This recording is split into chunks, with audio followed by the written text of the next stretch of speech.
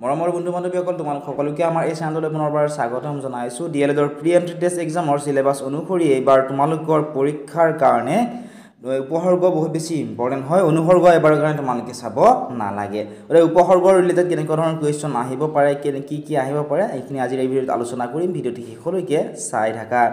প্ৰথম প্ৰশ্নটো চোৱা, উপসৰ্গ কাক বোলে? দুটা উদাহৰণ দি ব্যৱহাৰ দেখুওৱা।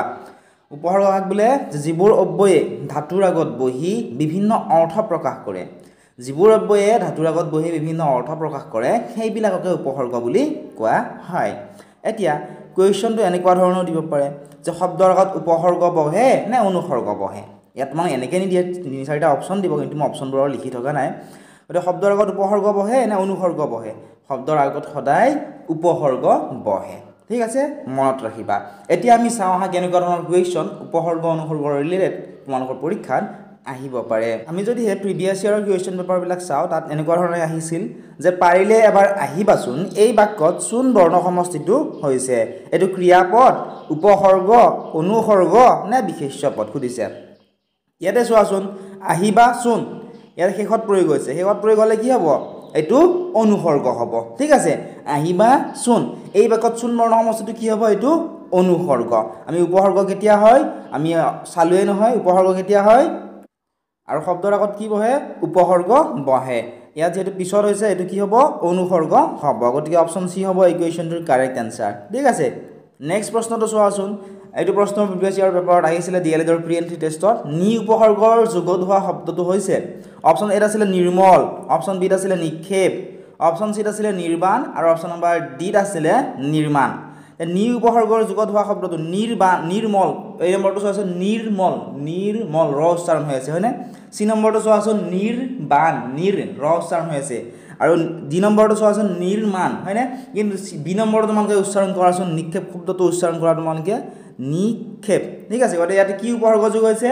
নি উপসৰ্গ যোগ হৈছে। এনেকুৱা ধৰণৰ কুৱেশ্যনে তোমালোকৰ পৰীক্ষাত এইবাৰো আহিব। কেৱল তোমালোকে উপসৰ্গৰ ৰিলেটেড কুৱেশ্যনবোৰ তোমালোকে চাই যাবা। আৰু আজিৰ এই ভিডিঅ'ত উপসৰ্গৰখিনি কথাখিনি আমি আলোচনা কৰিছোঁ। এতিয়া চোৱা নেক্সট প্ৰশ্নটো। প্ৰশ্নটি আছিলে প্ৰ নাইবা পৰি উপসৰ্গ যোগ কৰি দুটা শব্দ লিখা। প্ৰ নাইবা পৰি উপসৰ্গ, এতিয়া প্ৰ বা পৰি উপসৰ্গ যদি যোগ কৰি আমি শব্দ লিখোঁ, পৰি উপসৰ্গৰে কি লিখিব পাৰোঁ? পৰিনাম হয়নে? উপসৰ্গ সদায় কি হয়? শব্দৰ আগত হয় হয়নে? চোৱাচোন, পৰিনাম।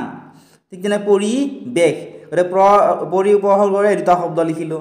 প্ৰ উপসৰ্গৰে যদি সোধে আমি এনেকৈ লিখিব লাগিব, প্ৰখৰ আৰু প্ৰখ্যাত। এই দুটা হৈছে প্ৰ উপসৰ্গৰে লিখিব পৰা দুটা শব্দ। এতিয়া পৰীক্ষাত তোমালোকৰ কি কুৱেশ্যন আহে কোনো গেৰাণ্টি নাই। তোমালোকে কুৱেশ্যনসমূহ বনাই দিবা, তোমালোকে কনচেপ্টখিনি ক্লিয়াৰ কৰিলেহে তোমালোকে যিকোনো কুৱেশ্যন আহিলে তোমালোকে পৰীক্ষাত লিখিব পাৰিবা। নেক্সট চোৱা, অপ উপসৰ্গযুক্ত হোৱা দুটা শব্দ লিখা। অপ উপসৰ্গযুক্ত হোৱা দুটা শব্দ লিখিব পৰা, অপচয়, অপকাৰ। এতিয়া চোৱাচোন, শব্দৰ আগত কি হয়? উপসৰ্গবোৰ ক'ত হয়? শব্দৰ আগত, যেনে অপচয়, অপকাৰ, পৰিনাম, পৰিৱেশ, প্ৰখৰ, প্ৰখ্যাত। ঠিক আছে, অনুসৰ্গ হ'লে কি হয়? শব্দৰ পাছত থাকে। ঠিক আছে, নেক্সট চোৱা, চোন উপসৰ্গৰ প্ৰয়োগ দেখুৱাই এটি বাক্য লিখা। চোন উপসৰ্গৰ প্ৰয়োগ দেখুৱাই যদি আমি এটা বাক্য লিখোঁ, এইটো বাক্য লিখিব পাৰোঁ, তুমি এতিয়াই আহাচোন। চোন অনুসৰ্গ। ঠিক আছে, তুমি এতিয়াই আহাচোন। ইয়াতে মই এটা অনুসৰ্গৰ কুৱেশ্যন দিলোঁ, কাৰণ চোৱা অনুসৰ্গ কি হৈ থাকে? সদায় পিছত ব্যৱহাৰ হয়। চোৱা হয়নে? তুমি এতিয়াই আহাচোন। ঠিক আছে, চোন অনুসৰ্গৰ প্ৰয়োগ দেখুৱাই এইটো বাক্য আমি লিখিব পাৰোঁ। নেক্সট চোৱা, সম উপসৰ্গযুক্ত দুটা শব্দ লিখা। সম উপসৰ্গযুক্ত দুটা শব্দ হ'ব, সংস্কৃত হ'ব, কাৰণ সমযোগীত এই দুটা লগ লাগি কি হয়? সংস্কৃত হয়। সংগীতটো হ'ব সমযোগ গীত, সমযোগ গীত লগ লাগি কি হয়?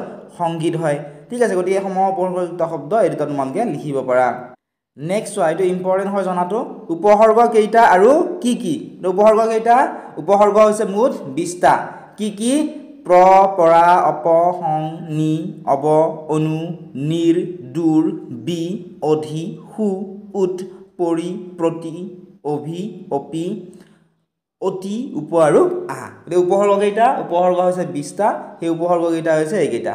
ঠিক আছে, কেইটা মনত ৰাখিবা। এইটো কুৱেশ্যন হয়তো দিব পাৰে পৰীক্ষাত যে উপসৰ্গ কেইটা, মানে অপশ্যন দিব 20টা, 10টা, 12টা, 14টা। ঠিক আছে, নেক্সট চোৱা, প্ৰৰ প্ৰয়োগ। প্ৰ উপসৰ্গটো কেতিয়া প্ৰয়োগ হয়? ক'ত ক'ত প্ৰয়োগ হয়? ইয়াতে দি থোৱা আছে চোৱা।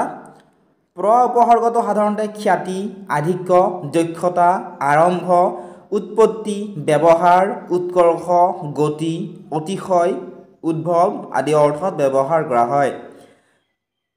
তোমালোকে মনত ৰাখিবা প্ৰ উপসৰ্গটো ক'ত ব্যৱহাৰ কৰা হয় খ্যাতি আধিক্য দক্ষতা আৰম্ভ উৎপত্তি ব্যৱহাৰ উৎকৰ্ষ গতি অতিশয় উদ্ভৱ আদি অৰ্থ বুজাবলৈ এই প্ৰ উপসৰ্গটো ব্যৱহাৰ কৰা হয় যেনে প্ৰবল হয়নে প্ৰচলন প্ৰগলভ প্ৰখৰ প্ৰভাৱ প্ৰতাৰণা প্ৰমাণ প্ৰবাঞ্চনা প্ৰজ্ঞা প্ৰভা প্ৰভাত প্ৰজনন প্ৰবজন প্ৰশস্তি প্ৰহসন প্ৰবাহ প্ৰচেষ্টা প্ৰস্থান প্ৰক্ষিপ্ত প্ৰকৃষ্ট প্ৰসিদ্ধ প্ৰহৰ প্ৰহাৰ প্ৰয়োগ প্ৰফুল্য প্ৰলেপ প্ৰণাম প্ৰণয় প্ৰমাদ প্ৰচ্ছদ প্ৰণয়ন প্ৰশংসা প্ৰগাৰ প্ৰগতি প্ৰকৃতি প্ৰস্তাৱ পছন্দ প্ৰচুৰ প্ৰভূত প্ৰৱেশ প্ৰসাদ প্ৰণতি প্ৰহাৰ প্ৰকাশ প্ৰলয় প্ৰবীণ ইত্যাদি এইবোৰত এই প্ৰ উপসৰ্গটো ব্যৱহাৰ কৰা হয় মই জানো তোমালোকে বহুতে এই ভিডিঅ'সমূহ চাই তোমালোকে বৰিং পোৱা বা তোমালোকে ভিডিঅ'খিনি চাই ভাল নোপোৱা